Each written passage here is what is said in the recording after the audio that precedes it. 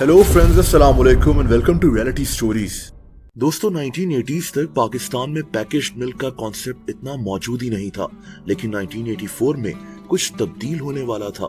हुआ यह कि 1984 में पाकिस्तान में एक बहुत बड़ी डेयरी कंपनी लॉन्च हुई। इसका नाम चौधरी डेयरीज लिमिटेड था। इन्होंने अपना एक 37 एकड़ पर फैला हुआ प्लांट लगा लिया, जहां रोजाना 80,000 लीटर दूध प्रोसेस करने की कैपेसिटी थी। सिर्फ 2 साल में चौधरी डेयरीज ने ultra high treatment milk supply करना शुरू कर दिया, जिसे यूएचटी मिल्क कहते हैं। ये आइडिया क्लिक कर गया और 1987 में इस कंपनी ने हलीब के नाम से अपना दूध का ब्रांड लॉन्च कर दिया। पाकिस्तान में डब्बे वाला दूध एक नया कॉन्सेप्ट था। पाकिस्तानी मार्केट में इसकी जरूरत थी, यानी हलीब बिल्कुल सही वक्त पर लॉन्च हुआ था। दोस्तों 1990 के बाद हलीब ने अपनी मार्केटिंग और डिस्ट्रीब्यूशन को मजबूत बनाना शुरू किया। हलीब दूध हर जगह आसानी से अवेलेबल होता था। इनके एड्स टीवी पर चलते थे।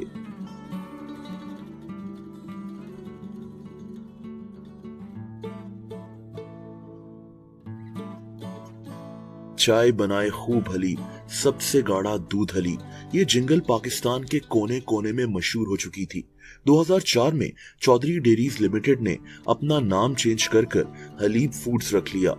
यही वो वक्त था जब हलीब के इस ब्रांड ने पाकिस्तानी मार्केट को पूरी तरह कैप्चर कर लिया था। ये 2000 से 2006 तक का अरसा हलीब के लिए एक गोल्डन पीरियड था। पाकिस्तान में पैकेज्ड मिल्क कैटेगरी में हलीब का मार्केट शेयर 52% हो चुका था। यानी आसान वर्ड्स में, अगर पाकिस्तान में 100 डब्बे दूध के बिकते थे तो उनमें 52 डब्बे हलीब के ही होते थे। आप इमेजिन करें कि एक ब्रांड किस लेवल पर पहुंच चुका था। उस वक्त दूध के दूसरे ब्रांड्स भी मौजूद थे, जैसा कि मिल्क पैक, लेकिन हलीब इन सबसे बहुत आगे था। हलीब के पाकिस्तान में 20 से ज्यादा प्लांट्स ऑपरेट कर रहे थे। लेकिन दोस्तों, फिर ऐसा क्या हुआ कि पाकिस्तान का सबसे मशहूर मिल्क ब्रांड हलीब तकरीबन गायब हो गया।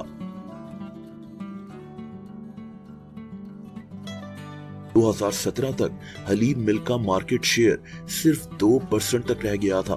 दोस्तों, जब हलीब अपने उरूज पर था तो नेस्ले मिल्क पैक पहले ही मार्केट में मौजूद था। नेस्ले के पास मार्केटिंग बजट बहुत ज्यादा था, इनकी सप्लाई चेन बहुत मजबूत थी और अब नेस्ले ने हलीब के मुकाबले में मिल्क पैक को मार्केट में पुश करना शुरू कर दिया। 2000s के मिड में एंग्रो फूड्स ने मार्केट में ऑल्पर्स दूध भी लॉन्च कर दिया। इनके टीवी एड्स, इनकी अट्रैक्टिव पैकेजिंग, इन सब फैक्टर्स ने मार्केट में ऑल्पर्स दूध की जगह भी बना दी। यानी अब हलीब को मिल्क पैक और ऑल्पर्स से कम्पीट करना था। लेकिन यहाँ हलीब ने एक गलती कर दी। दोस्तों, हलीब ने अपनी असली पहचान को कमजोर कर लिया। हलीब की पहचान इनका दूध था, सबसे गाढ़ा दूध। लेकिन हलीब ने अब अपना फोकस दूसरी कैटेगरीज में करना शुरू कर दिया। हलीब अब दूसरे प्रोडक्ट्स भी लॉन्च करने लगा। ये अब अपने दूध की मार्केटिंग भी पहले की तरह नहीं कर रहे थे। जाहिर सी बात है कि दूसरे प्रोडक्ट्स लॉन्च करने के बाद इनका मार्केटिंग बजट डिवाइड हो गया था। हलीब के दूध की क्वालिटी भी नीचे जाना शुरू हो गई। दोस्तों, इसीलिए 2007 से 2008 तक हलीब के लिए एक टफ साल था। इन्हें कैश फ्लो के इश्यूज होने लगे। 2008 में हलीब ने भारी कर्जे लेना शुरू कर दिए थे, लेकिन इसका भी कोई फायदा नहीं हुआ।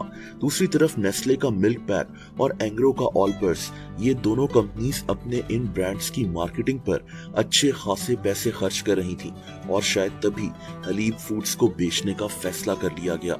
2009 से 2011 के दरमियान हलीब फूड्स के मेजॉरिटी शेयर्स बेच दिए गए। हलीब को खरीदने वाले ग्रुप का नाम विजन मेगा फोर्ब्स ग्रुप था। 2012 में इस कंपनी ने हलीब की मैनेजमेंट का कंट्रोल संभाल लिया। इन्होंने हलीब की मैनेजमेंट चेंज की, कई टफ फैसले भी किए, लेकिन हलीब के दूध का मार्केट शेयर अब कम होकर सिर्फ 10% रह गया था। उस वक्त हलीब एक टी व्हाइटनर प्रोडक्ट भी बेच रहा था। इसका नाम टी मैक्स था।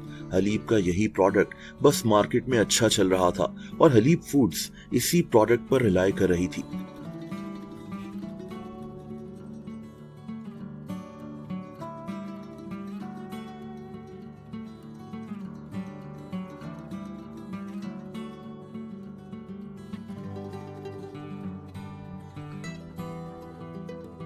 दोस्तों 2016 में हलीब को एक और सेटबैक मिला जब हुकूमत ने ऐलान किया कि पाकिस्तान का डेयरी सेक्टर 0 रेटिंग कैटेगरी से टैक्स एग्जेम्प्ट कैटेगरी में चला जाएगा। आसान अल्फाज में हुआ ये कि हलीब जो सेल्स टैक्स पे करती थी वही सेल्स टैक्स अब इनकी कॉस्ट का हिस्सा बन गया। इसके साथ हुकूमत ने जब पाउडर्ड मिल्क पर 25% एक्स्ट्रा ड्यूटी लगाई तो इससे भी हलीब को बहुत बड़ा सेटबैक मिला।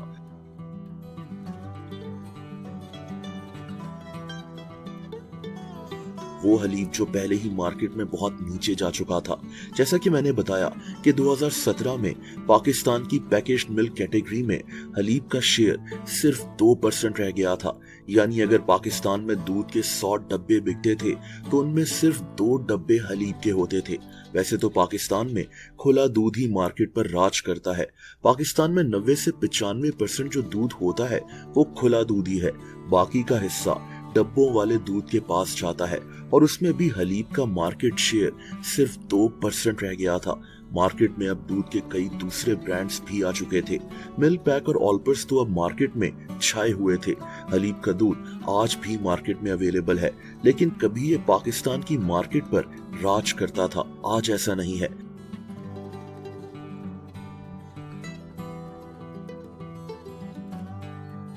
देखिए एक सिंपल सी बात है कि जो प्रोडक्ट आपको बहुत ज्यादा पैसे कमा कर दे रहा हो, जो प्रोडक्ट आपका विनर प्रोडक्ट हो, उस पर से फोकस कभी हटाना नहीं चाहिए। कंपनीज नए प्रोडक्ट्स लॉन्च करती ही हैं, लेकिन हलीब की मैनेजमेंट की गलती ये थी कि इन्होंने अपने विनर प्रोडक्ट यानी हलीब मिल्क पर फोकस खत्म कर दिया। इन्हें शायद लगा कि हलीब दूध तो ऑलरेडी बिकता ही है, लेकिन तब तक मार्केट में दूसरे प्लेयर्स भी आ चुके थे और देखते ही देखते इन प्लेयर्स ने पाकिस्तान में पैकेज्ड मिल्क की मार्केट को कैप्चर कर लिया।